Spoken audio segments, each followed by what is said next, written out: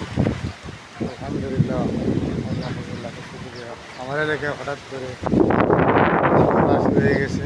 প্রচণ্ড ছোটো হাওয়া দেখেন, গাছের পাতা দলিচ্ছে আর আকাশে প্রচণ্ড মেঘ। দেখেন ইয়ারিতে ঝড়। দেখেন